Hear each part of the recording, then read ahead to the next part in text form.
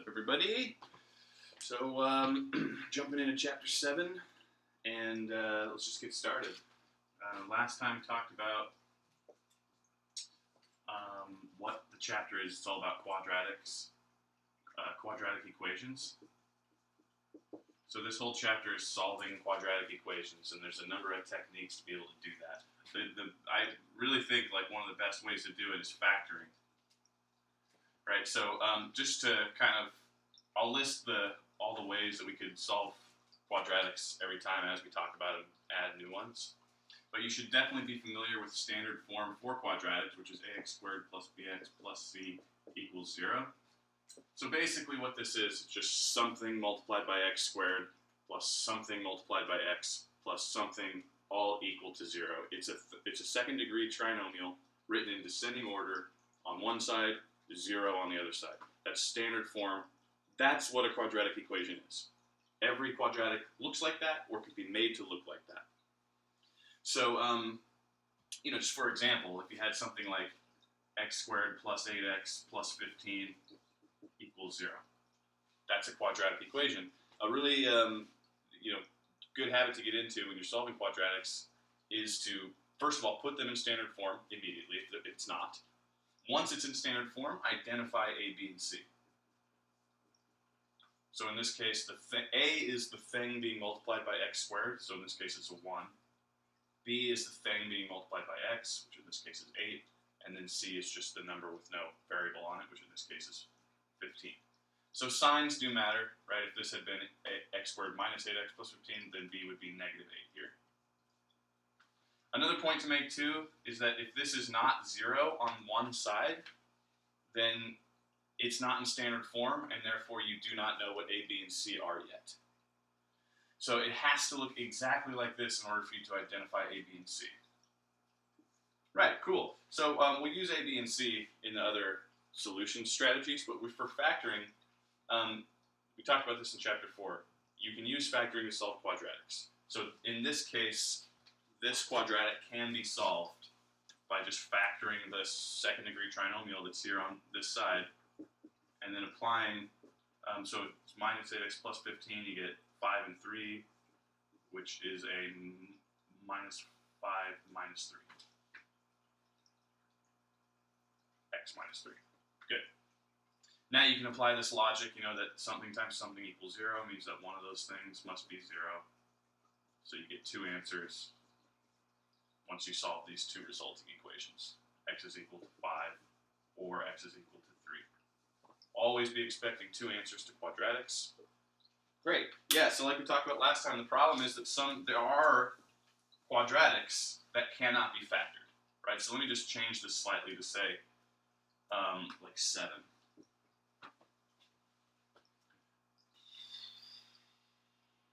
Actually, that's factorable. That's factorable. Whoops. So yeah, if you change that to 7, you change this to like 2, something like that. Right now this is not factorable. There's no way to factor this into two binomials using whole numbers. Okay, but the point is that doesn't mean that you can't solve this quadratic. That just means that you're not able to use the factoring strategy to solve every quadratic. So that's why there's others. The one we talked about last time was this kind of square root trick.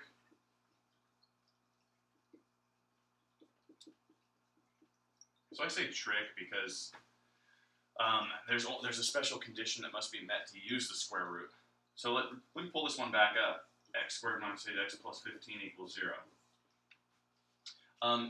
To use the square root to solve quadratics, what you're seeking to do is to cancel the thing that's being squared by taking its square root. But look, you can't just take the square root of one thing on one side of an equation.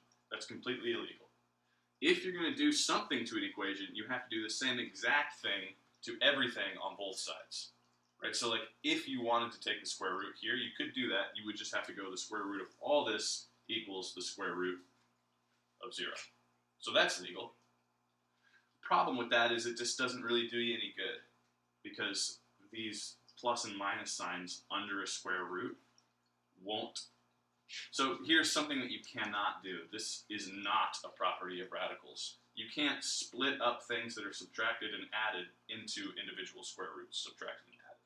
So if you try to do this, this would be false. The square root of x squared minus the square root of 8x plus the square root of 15 equals the square root of 0. That is wrong, right? It's just not correct. You can't you can't split up pluses and minuses under square roots. You absolutely can split up multiplication under square roots, and that's the first property of radicals that we've been talking about a bunch. So, just scrap that. Just for example, like if you had something that said x squared multiplied by 8x, and you took the square root of that, then you could write this as the square root of x squared times the square root of 8x. Okay, so it's just important to kind of like recognize that difference because while you're solving equations, quadratic equations, they're going to be separated by addition and subtraction signs, right? Because that's what's happening here in the standard form. So it just doesn't help you to take the square root of all of that, because then how can you simplify it from that point? So, the point I'm trying to make here is that this square root strategy only works when you've got this bx term omitted. And that's the case when b equals 0. So for example, x squared minus 9 equals 0. So here's a quadratic equation. It is written in standard form, but you might not recognize it unless you were, if you wanted to write this as x squared plus 0x minus 9. Now you can see that a is 1, right? There's a ghost 1 there. B is 0, and C is negative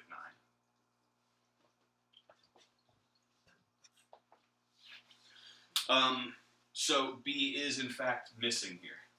Okay, yeah, when B isn't, when B is 0, you can use the square root. So what you do to do that is add 9 to both sides here, and make it say x squared equals 9.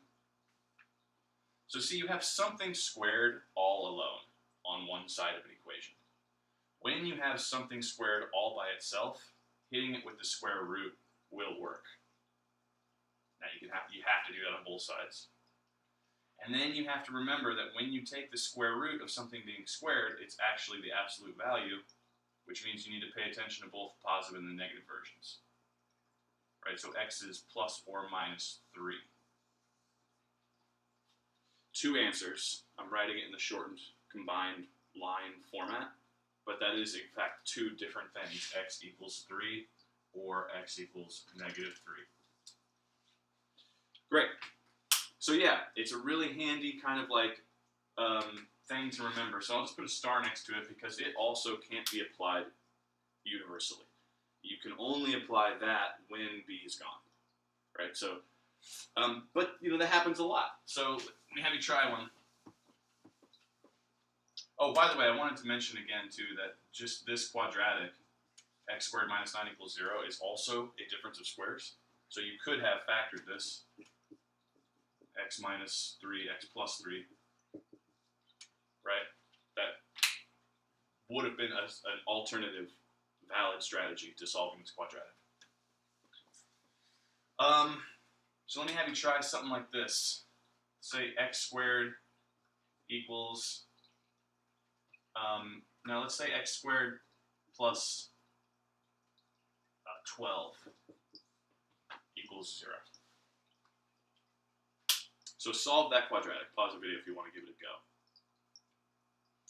go. At this point, we've talked about 2 ways to solve quadratics, factoring and the square root trick.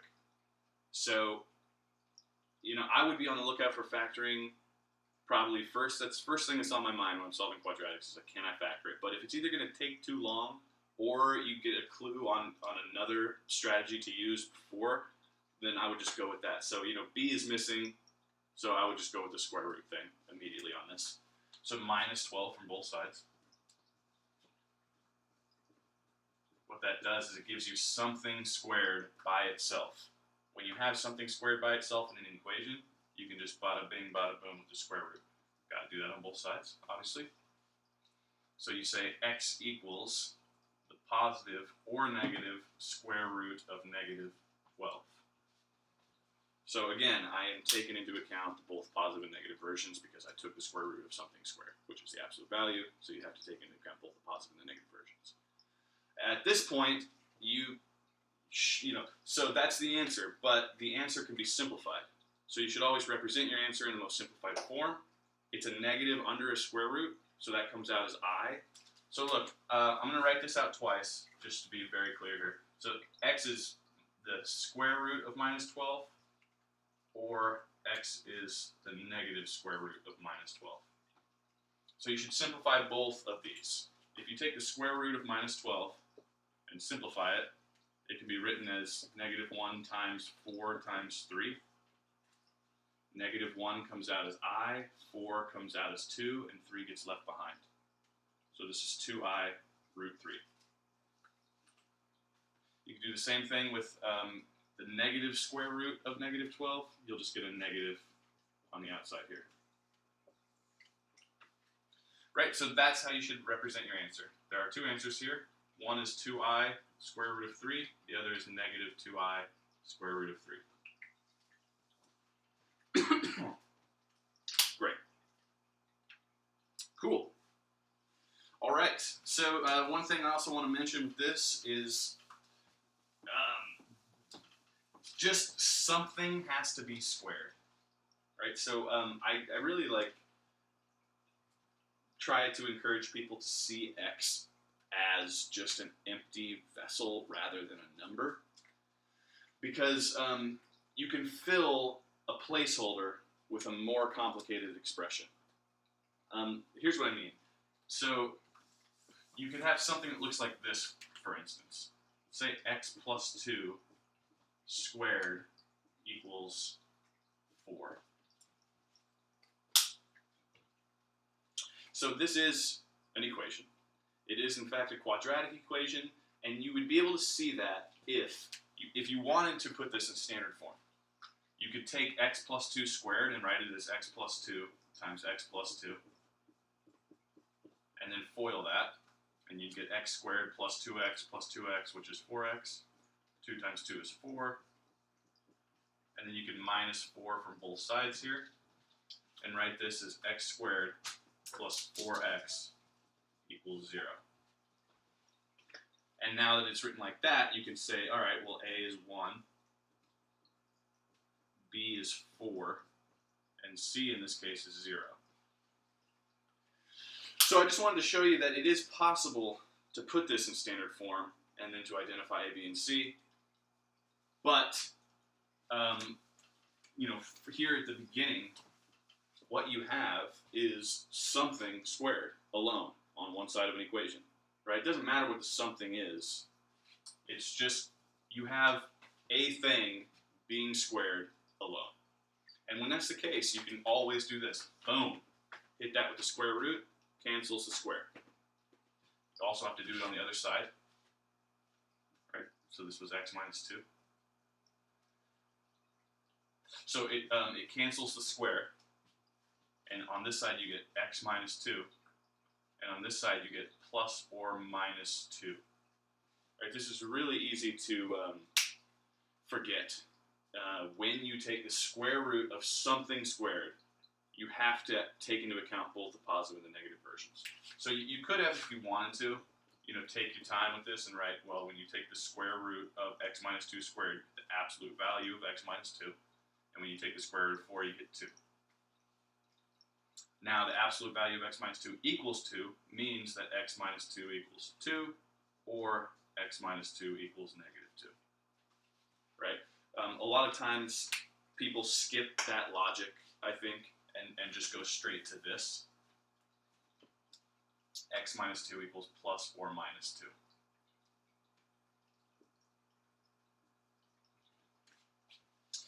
So again, I'm writing this out in one line, but it's really important to remember that it is two things. And that's, because now you want to solve for x. This isn't solved for x yet.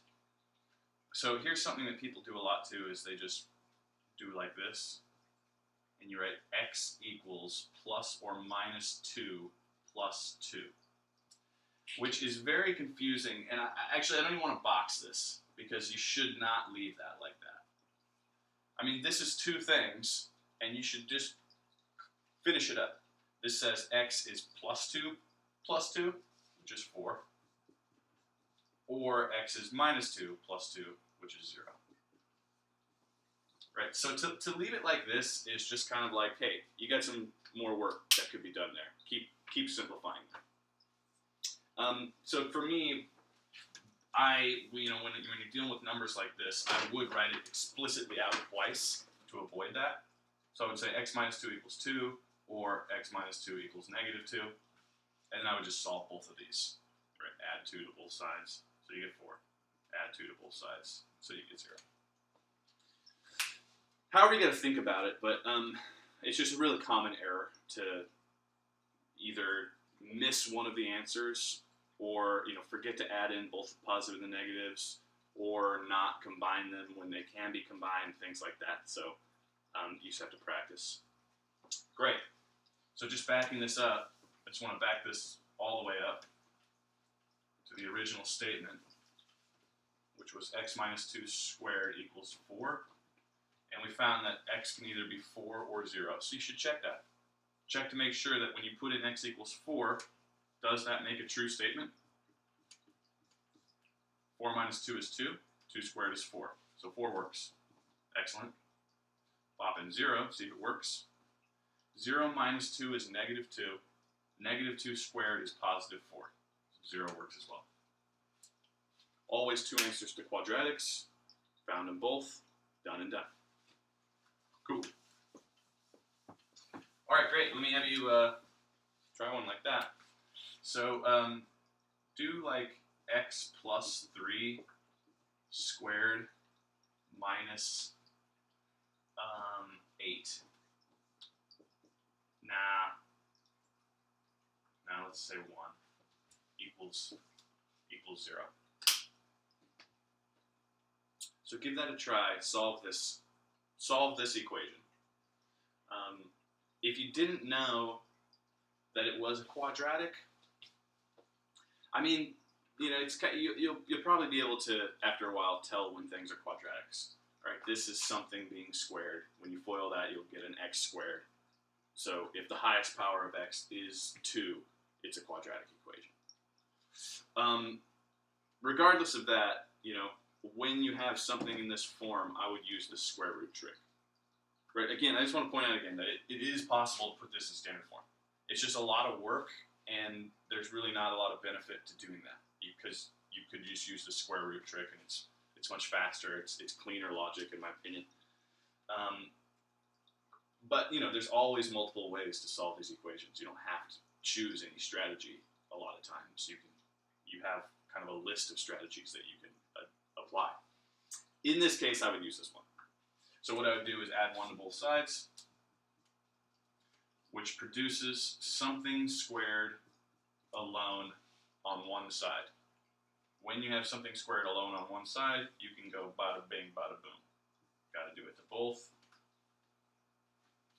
I'm going to take this up over here. So you have x plus 3 squared, square rooted, so you just get x plus 3. And then the square root of 1 is 1, and I have to take into account the negative version as well. When I take the square root of something squared, you get both the plus and the minus version. Cool, so this is just two things that you then need to go ahead and solve for x, right? So minus 3 on both sides, and you get x equals minus 2, or x equals minus 4. Two answers, always.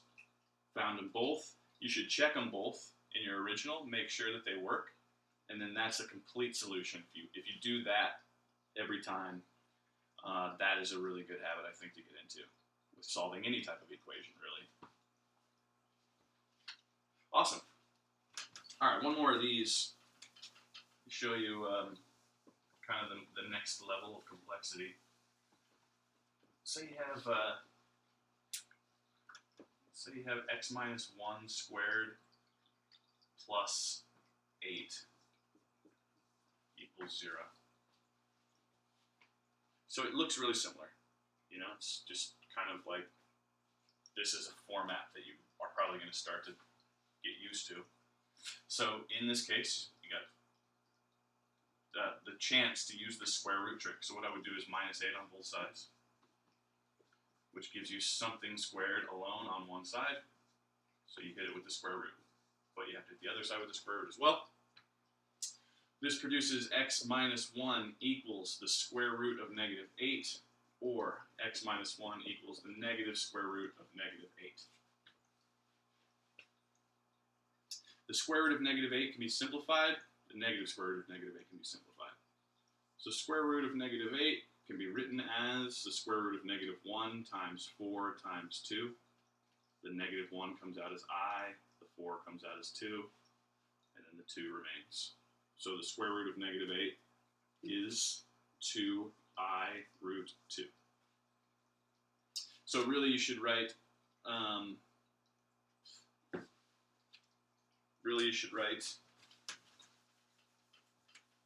x minus 1 equals 2I root 2, or x minus 1 equals -2I root 2. So you still haven't solved for x. You have to get x alone by adding 1 to both sides here. So your final answer is this: x equals 2I root 2 plus 1, or x equals -2I root 2 plus 1. And these two solutions are a really good example of how solutions to quadratics tend to look. A lot of times when you have a solution to a quadratic, it's some irrational number plus some traditional number. So you can't combine these, right? Because if you're going to add square roots, you need to have the same square roots. So you can't add these two numbers together. So you just leave it as is. That's as simplified as it's going to get if you have a root and a number, because they can't be combined. And that's really common. That's a really common way to see answers to quadratics. Cool. Yeah, so I mean, really, you just go as far as you can with everything that you can in terms of simplifying your final answer. Great. Okie dokie. So now I want to tell you about kind of this other strategy for solving quadratics. And I'm going to put it as like a subcategory of the square root trick. Here's what it is. Take something like x squared plus 8x plus 15 equals 0. So, let's say, for instance, that you wanted to solve this using this square root trick. And the way that what I was just saying is that you can't just take the square root of this because you won't be able to simplify it further because of these addition signs. But there is a method that takes anything and forces it to look like something squared so that you can just hit it with that square root trick. It's called completing the square. So, complete the square. Complete the square it's really slick and it's really cool. You can apply it anytime, and it's a process. It's an algorithm really where you force something to be a square, something squared. And the reason that you would want to do that is so that you could just hit it with the square root and cancel it. So I'll demonstrate on this. Well, you know what? Actually, we should. Nah, I don't want to demonstrate using it yet. First, I want to tell you how it works. So, a really good way to get yourself to kind of realize why complete the square is what it is just to take a bunch of binomials squared and then see what they end up being when you FOIL it. So FOIL x plus 2 squared, and by that I mean do x plus 2 multiplied by x plus 2. So FOIL that.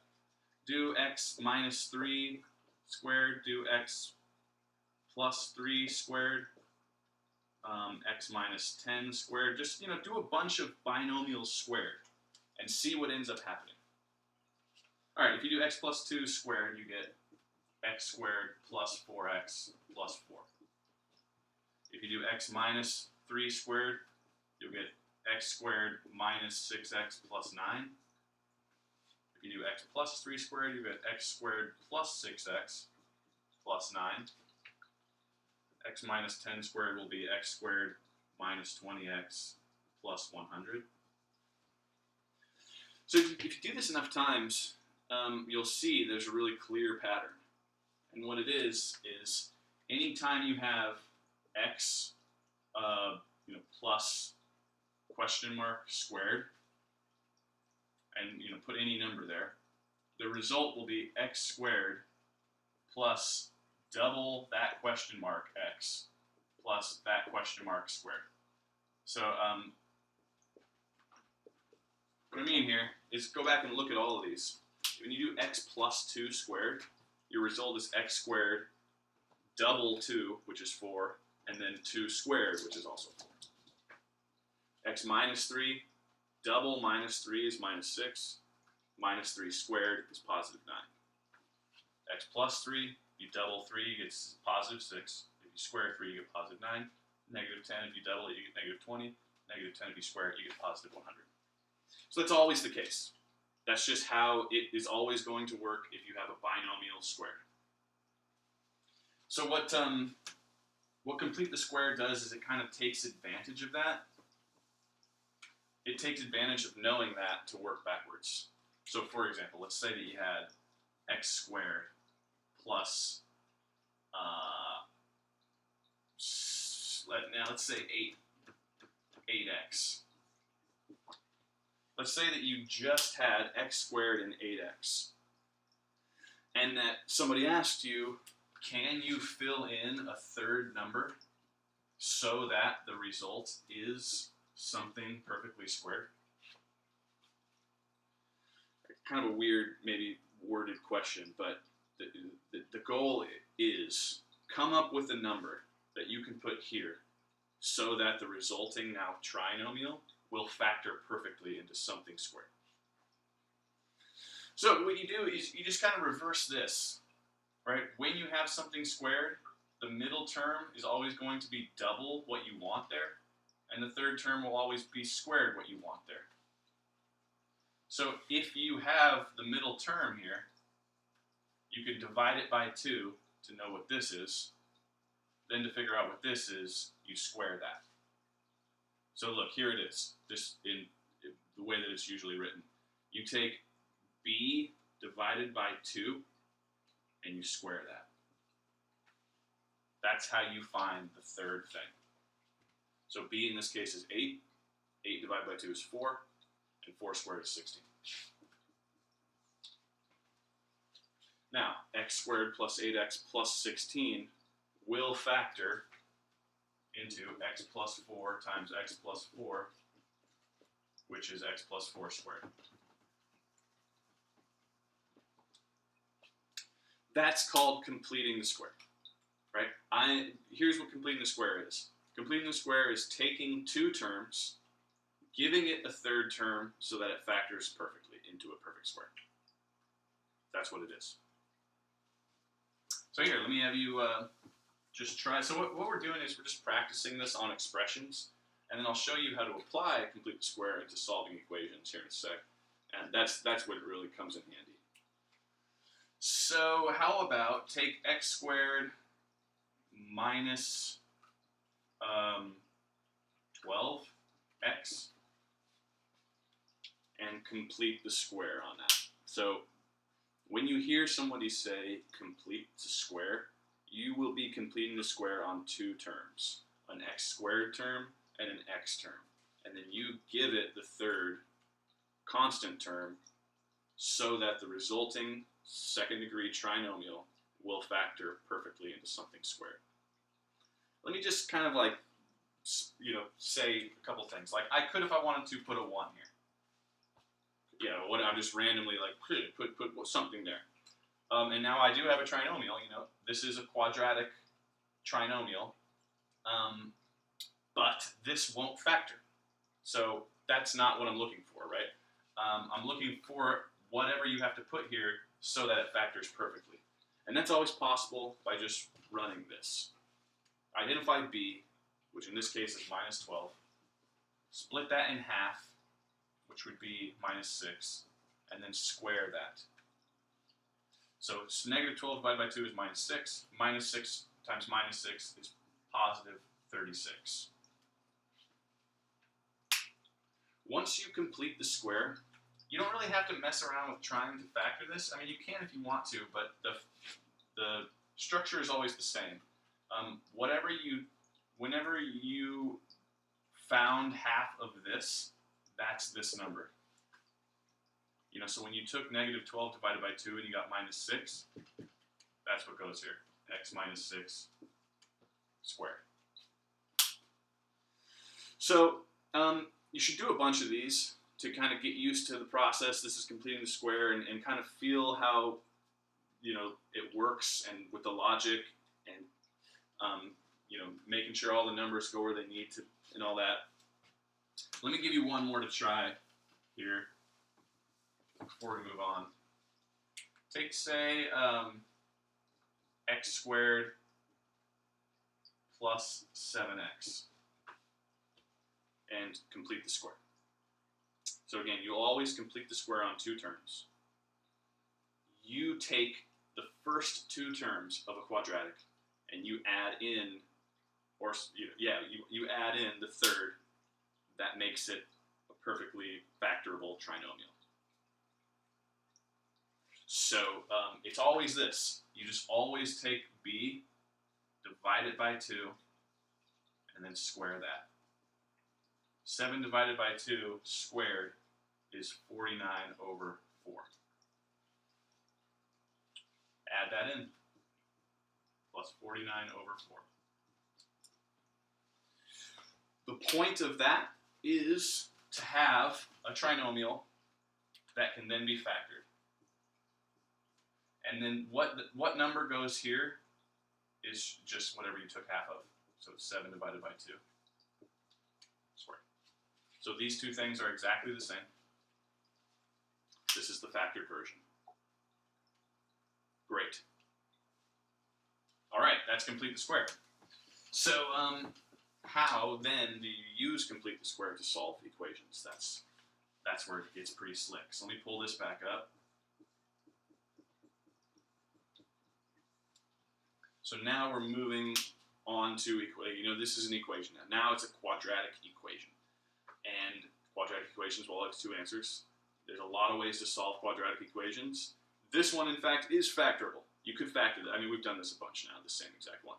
So you could factor this. But I want to show you complete the square on this so that it kind of works out nice.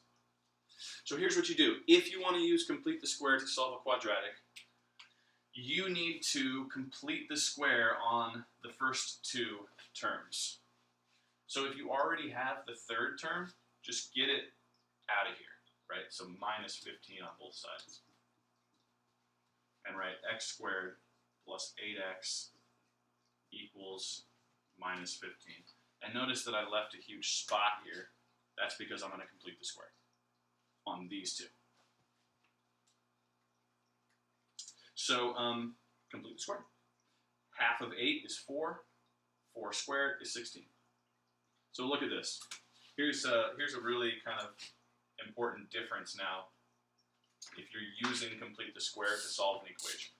I just added 16 to one side of an equation, which is fine provided that you also add 16 to the other side. Right? You have to do that. You can't just add 16 to the left, because now it's a completely changed equation. But you totally can add 16 to the left and add 16 to the right. You do whatever you want as long as you do the same thing to both sides. So now just go through and simplify.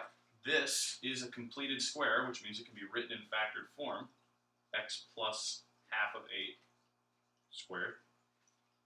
And then negative 15 plus 16 is 1. Here is the point. You can use complete the square to get here. Why you would want to do that is so that you can have something squared alone and then just go whoop, up, bam. cancels the square. So you get x plus 4 equals 1, or x plus 4 equals minus 1. Right, the square root of 1 is 1. I've got to take into account both the positive and the negative versions. Minus 4 from both sides. And you get x equals minus 3, or x equals minus 5, which is exactly what we would have got if we had factored. Right, so it's correct using a different strategy. Cool. Yeah, so complete the square. That's how it works to solve equations, and it can get ugly. That's what I've learned while using it, is it can get pretty nasty. That one, if you could have factored, then usually it works out pretty nice if you use complete the square rather than factoring. But where it's really kind of useful is when you have a quadratic that's not factorable. Then you can apply complete the square, anyways, but sometimes it looks pretty gross. Like here's an example. Say you have x squared plus 3x minus 4. Now let's say minus 5 equals 0.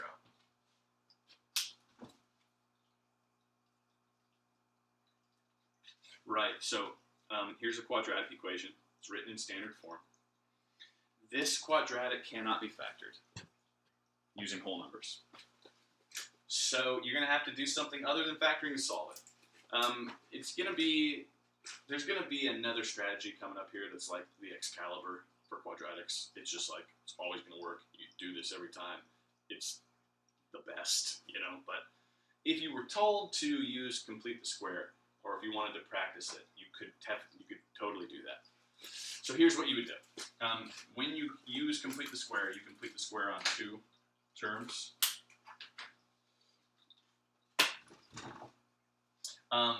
So if you have the third term, just get it out of here.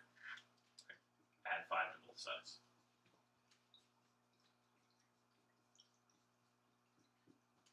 I left a big spot in here, and that's because I'm going to complete the square. So now, complete the square. So half of 3 is 3 over 2. 3 over 2 squared is 9 over 4. See, when you don't have a number that when you divide by 2 works out to be a nice whole number, you have to use fractions, which can get nasty. But it's all right. So add 9 over 4 to both sides. Great. And now you've got some simplifying to do. This is a completed square, so you can write it factored. X plus half of 3 squared. And then 5 plus 9/4, you got to just work that out. So 5 over 1 plus 9 over 4, get common denominators, and you get 20 over 4, so it's 29 over 4.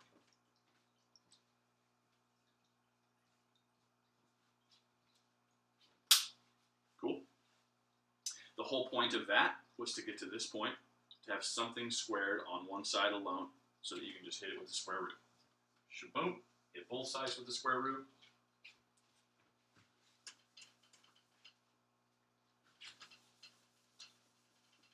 So what you get is x plus 3 over 2 equals the square root of 29/4, or x plus 3 over 2 equals the negative square root of 29 over 4.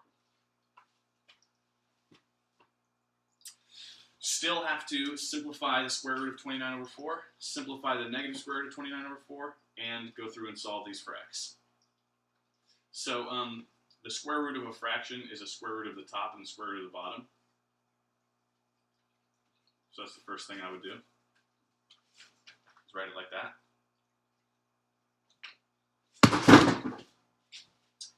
Little punk.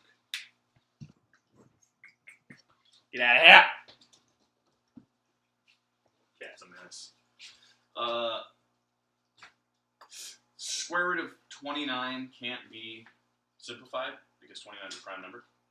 So you can leave that like that, but the square root of 4 is 2. So I would write the square root of 29/4 as the square root of 29/2, and the negative square root of 29/2. Now you just minus 3/2 from both sides. And you get x equals square root of 29/2 minus 3/2, or x equals negative square root of 29/2 minus 3/2. So again, pretty nasty looking answers. These are, this is a irrational, radical number minus just a plain fraction, so you can't combine them. So that's fine, just leave it like that.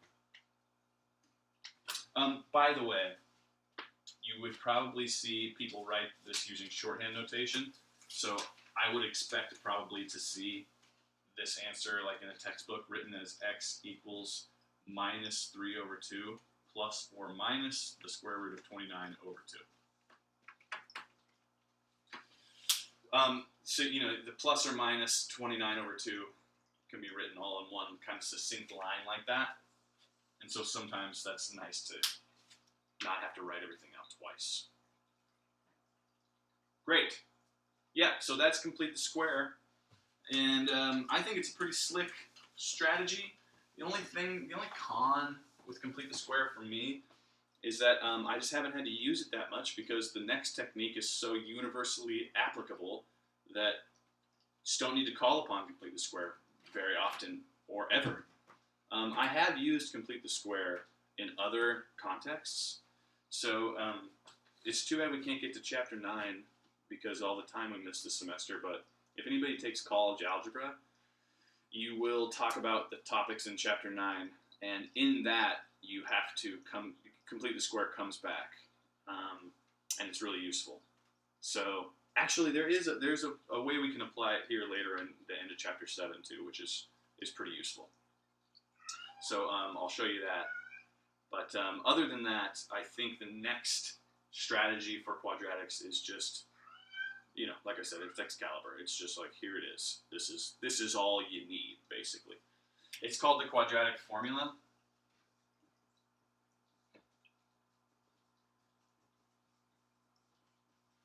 So let me just give you the formula. I'll show you how it works once or twice, and then you got to practice it to the death, really. You should memorize this formula. Also, I have an extra credit assignment that I'll put here on Blackboard that deals with proving and showing where it comes from. So I'm not really going to explain that too deeply because I'll leave that for you to discover in the extra credit assignment. So here it is. This is something you should memorize. If you have a quadratic written in standard form and you identify A, B, and C, then x will equal negative b divided by 2 times a plus the square root of b squared minus 4 times a times c divided by 2a, or x will be negative b divided by 2a minus the square root of b squared minus 4 times a times c divided by 2 times a. Whew, that's the quadratic formula. So I'm explicitly writing it out as 2 answers, just to make it clear. But if you're reading this probably anywhere, they're going to say that the quadratic formula is x equals negative b divided by 2a plus or minus the square root of b squared minus 4ac divided by 2a. Writing it all in one line. But it is 2 things, and I like to be explicit about that. So it's 2 answers. Every quadratic has 2 answers, bottom line. By the way, there is an even more concise way to write this. Sometimes you can write x equals negative b plus or minus the square root of b squared minus 4ac all divided by 2a. So you can write it like that if you want to. The reason that I like writing it split is because it's easier for calculation purposes, as you'll see as we go through this. So I prefer it written this way. And it's just for clarity. It's not, for any other reason. It's just when I write, for you personally, when I write it split up like this and split into two answers, I have a tendency to make less mistakes. Cool. So yeah, you should make a conceited effort to memorize this formula. And here's how I did it, and here's what I suggest for you if you're going to memorize it, is every time you do a problem where you need to use the quadratic formula, write the quadratic formula first, right? So I'll show you.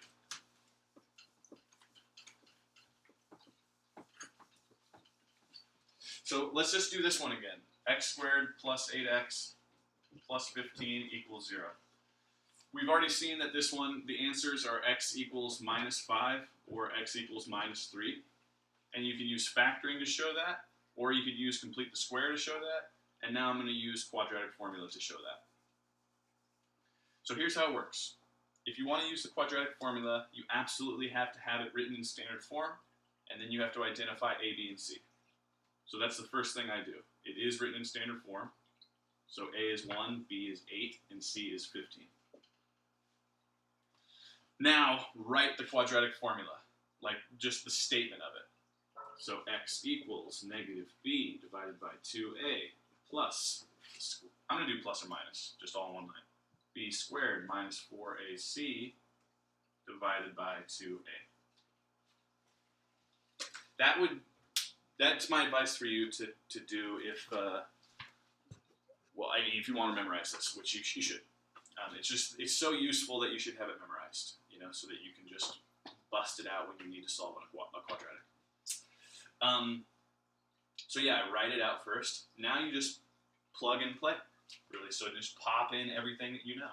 X equals negative 8 divided by 2 times 1 plus or minus the square root of 8 squared minus 4 times 1 times 15 divided by 2 times 1. Once you've done that, this is an order of operations problem. Right now it really just comes down to you taking your time, doing the order of operations correctly, and calculating it correctly. So what I like to do is work on this fraction first. Negative 8 divided by 2 times 1 is 4.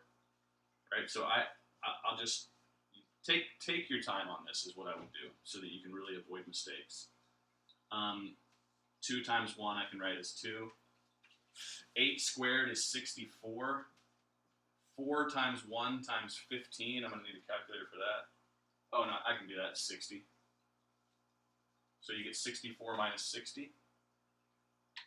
So you can move over here and say that x equals 4 plus and minus the square root of 64 minus 60 is 4.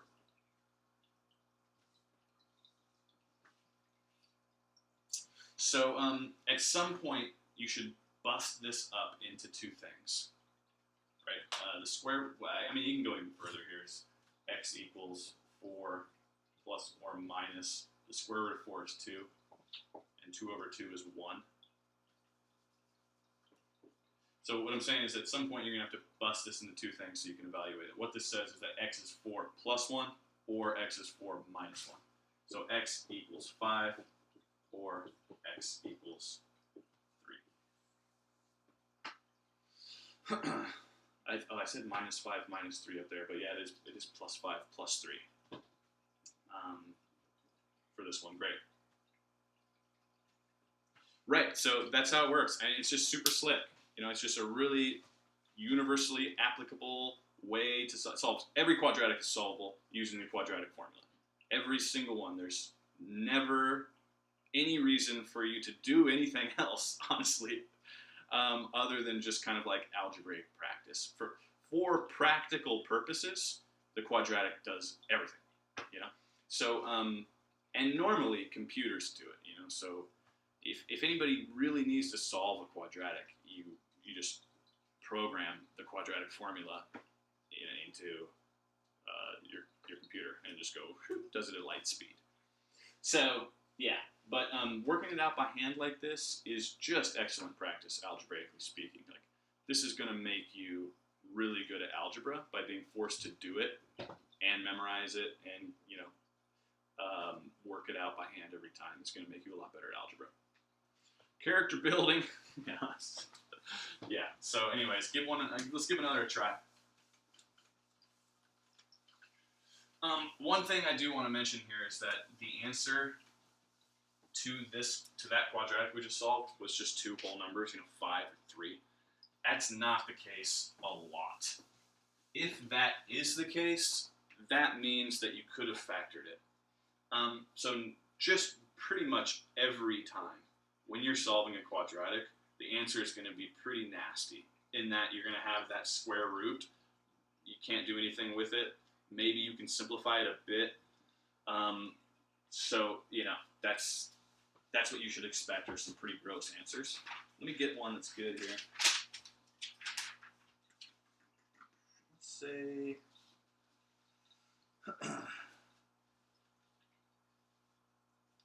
yeah, say 3x squared equals 18x minus 6.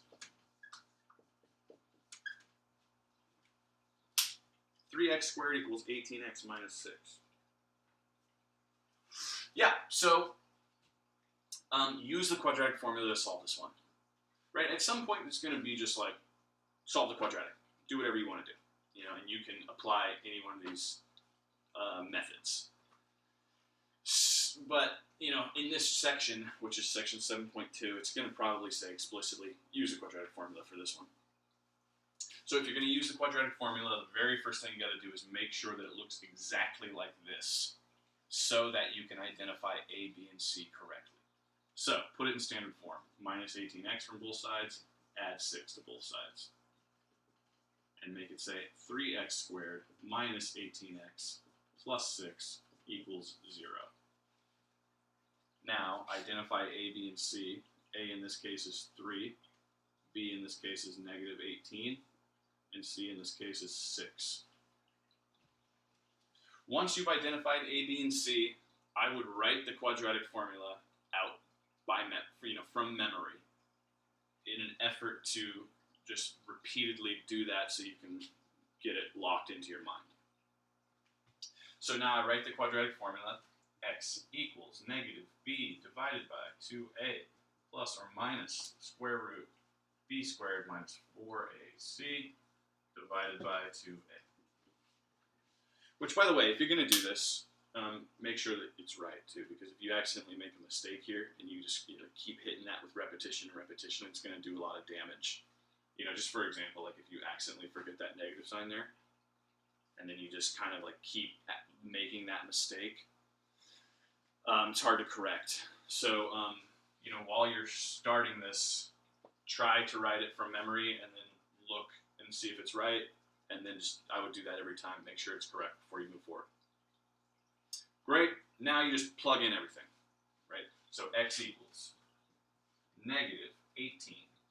Oh, whoopsie whoops. Look, here's a really common error as well. B is always negative. In this part of the quadratic is negative b. I have, for my b, a negative 18. So I get this, negative 18 divided by 2 times 3 plus or minus the square root of negative 18 squared minus 4 times 3 times 6, all divided by 2 times 3. It's a double negative there. It's a negative being squared here. So, again, it's just at this point an order of operations problem. It just is on you to kind of like take it slow, do the order of operations correctly, and calculate this right.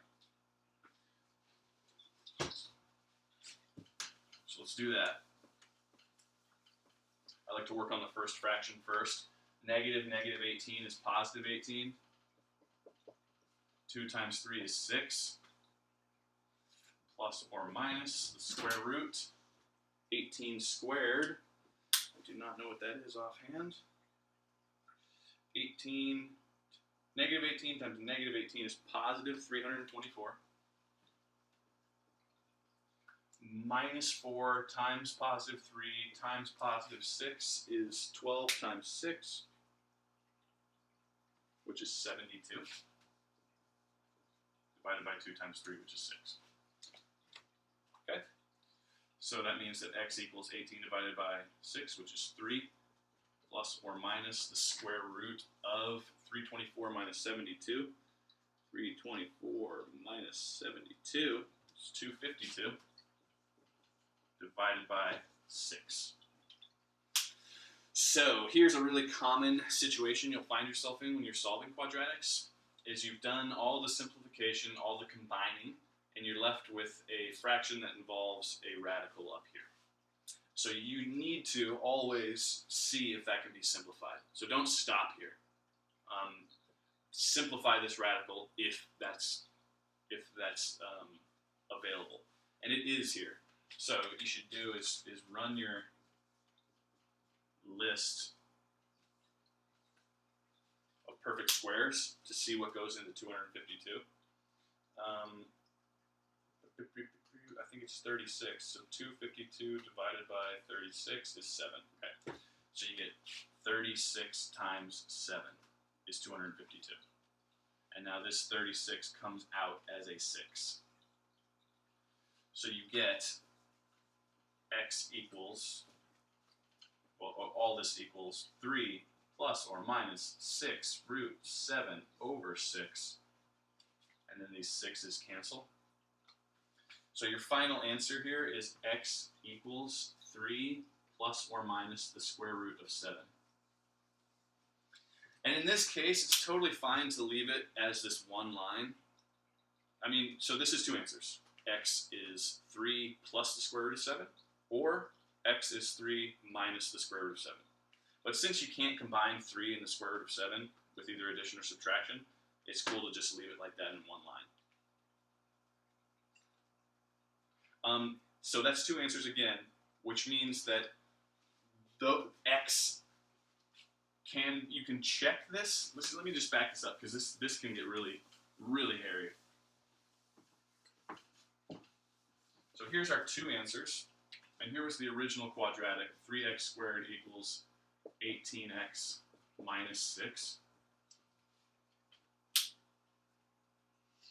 So if you wanted to check these two answers, here's what you would have to do.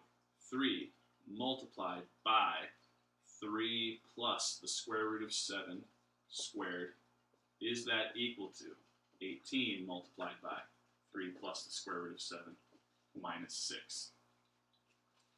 Right? And this is difficult, right? Because 3 plus the square root of 7 squared is a FOIL. So you'll have to FOIL that before you multiply by this 3. So you'll have to do this 3 plus root 7 times 3 plus root 7, which is 9, plus 6 root 7 plus 7. Then you have to distribute this 3.